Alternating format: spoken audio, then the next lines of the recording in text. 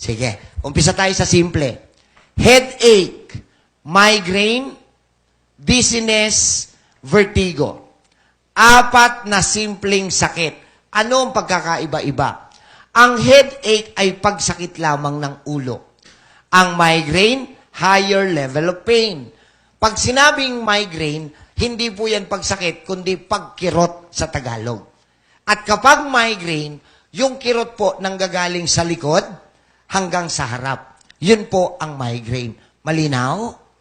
Marami kasi dyan, sumakit lang yung ulo, may migraine ako. Pasosyal. Hindi naman alam ang spelling. Ang dizziness ay pagkahilo. Ang vertigo ay pagkawala sa balanse. Nakatayo ka lang, pero ang feeling mo, nagsusway-sway ka. Na off balance. Sa Tagalog, nalulula. Sa science, vertigo po yon. Isa lang ang pinagmulan ng 4 na sakit na to. Ano yon?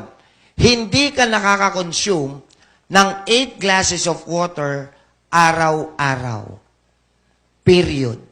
Ang tamang sukat ng isang basong tubig dapat ay 330 ml. Gusto niyo bang matutunan yan? Are you sure? Ang katawan ng tao po yan, ano ho? Tanggalin ko to. May buntot eh.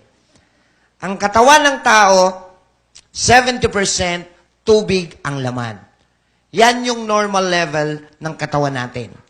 Ang ulo natin, brain, ang utak natin, almost 80% tubig din ang laman. Okay? Every time na magsasalita po tayo, bumabagsak po yung water level sa katawan natin. Bakit? Kasi habang nagsasalita po tayo, nagre-reproduce tayo ng laway. Kaya yung mga chismosa, alam na, ano? Sumasakit ang ulo nila, buti nga. Dapat nga dyan sa mga yan, stroke agad. Okay, may tinatamaan. Okay, pag po kayo ay, nagpupuyat, umihi, bababa yan. Dumumi, bababa. Pinawisan, bababa. Pero ang hindi alam ng marami, pag may bisyo po kayo, doble po ang nawawalang tubig sa loob ng katawan. Ang sigarilyo at alak ay nakakasunog ng tubig sa loob ng katawan natin ng doble pa kaysa pag pinagpawisan ka. Pag nagpupuyat po kayo, doble din po yung natutuyot na tubig. Okay? Ang tawag namin dito, dehydration. So, sa madaling salita, bumagsak sa 70% yung tubig sa katawan mo. So, hindi na normal ang body. Kailangan mapalitan natin ang nawawalang tubig para umakyat ulit sa 70. Tama ba?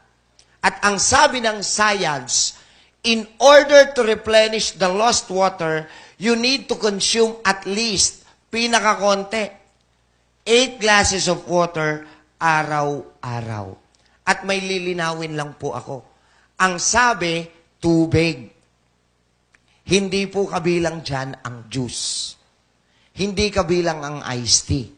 Hindi kabilang ang sabaw. At lalong hindi po kasama dyan ang soft drinks at alak. Malinaw.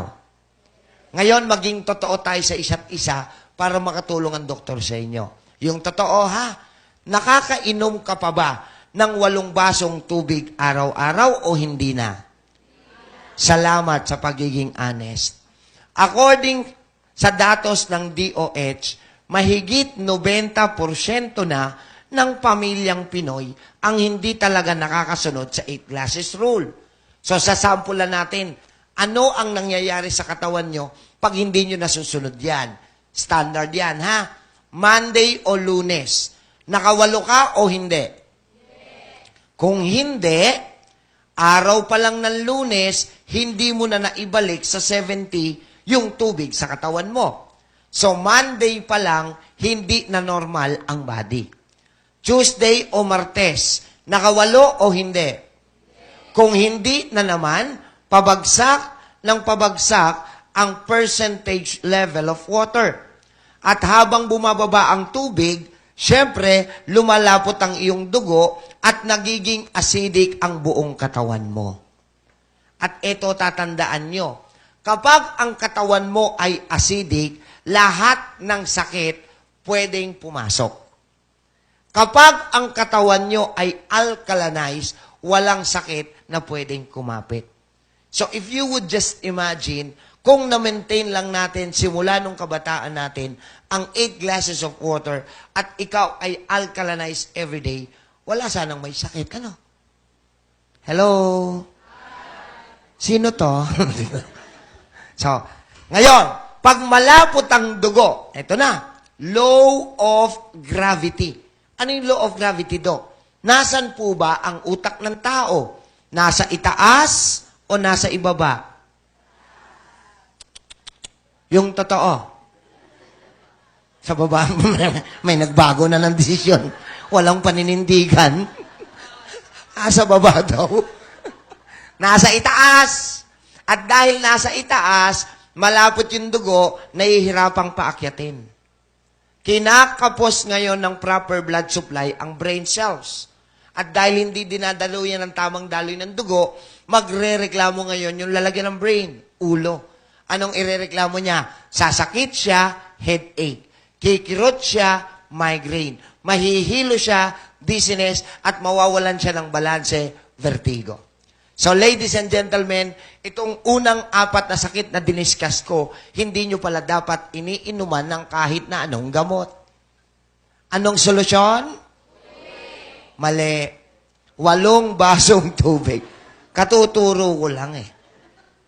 Di ba? Mga kaibigan, alam nyo kung bakit itinuturo ko ito. Sa totoo lang, napakaraki ng pagkukulang natin. Lalong-lalo na sa mga bahay-bahay. Pagdating sa pag-inom ng tamang dami ng tubig. Tama ho ba? Kasi napakaraming pamilya rito, hindi na makakain ng walang soft drinks.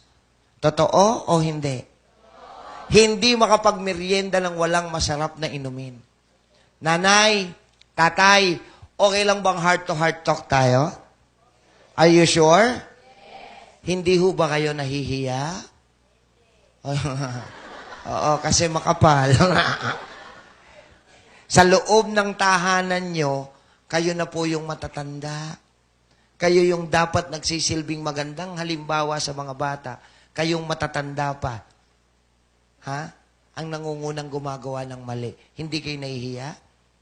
Tapos, iiyak-iyak kayo pag may sakit yung anak nyo. Umiiyak kayo pag may sakit ang apo nyo. Anong iniiyak-iyak nyo? Nagbunga na mga panlalason nyo. Wala na akong kausap. Tinamaan ba? Tinamaan? Sige, balik na lang tayo sa tubig. Okay, balik tayo sa tubig. Alam niyo ba, mga kapatid, bago tayo mapunta rito sa 8 basong tubig, kung bakit importante sa katawan natin? Ito yan. Meron akong importanteng tanong. It is a bit personal but very integral in our topic. Is it okay for me to ask a personal question? Are you sure? Yes. Here's the question. Do you take a bath every day? Yes. Hindi nakasagot yung iba. Tagalogin ko. Naliligo po ba tayo araw-araw? Yes. Sige. Pangalawang tanong. Bakit?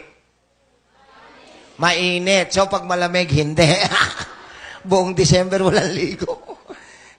Ang tunay na dahilan why we need and we wanted to take a bath every day, I believe, gusto kasi natin maging malinis ang ating katawan. Tama o mali? At yan ang ipinagtataka ko sa inyo.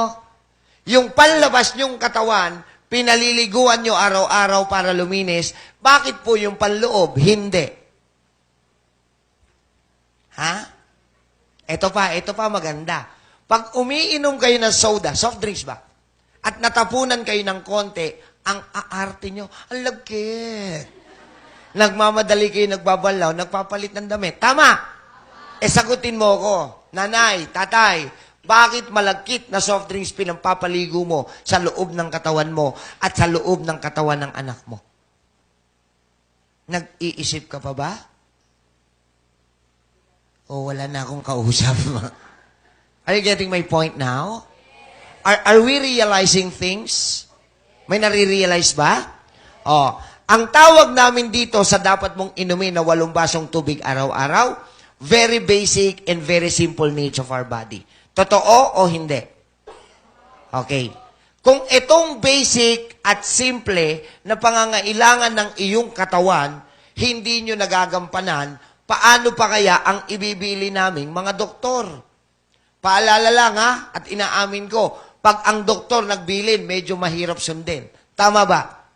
Kasi pagka kami sinulat namin, kailangan tama yung milligrams ng gamot. Correct? May mga doktor, ayaw pa ng generic, gusto branded.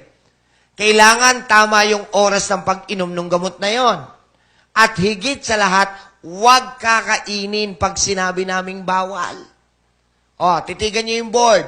I-compare natin. Ito ngang simple at basic na kailangan ng katawan nyo. Hindi nyo nagagawa. Yun pa kayang mahirap na ibibili ng doktor, gagawin mo kaya? Tapos, nagtataka kayo hanggang ngayon, may sakit pa rin kayo. Tapos, naghahanap kayo ng doktor na magpapagaling sa inyo. Aaminin ko na ha, wala. Hello? Ngayon, diretso na, tanong. Sa tingin nyo, sa doktor ba nakasalalay ang kagalingan? Kanino? Tama, tama, tama. Nasa sa iyo, kay Lord, kung ginagawa mo yung tama sa sarili mo. Di ba?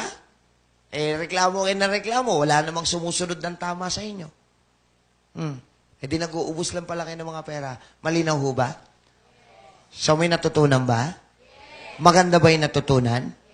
Ako kasi pag maganda yung natututunan ko, pumapalakpak ako.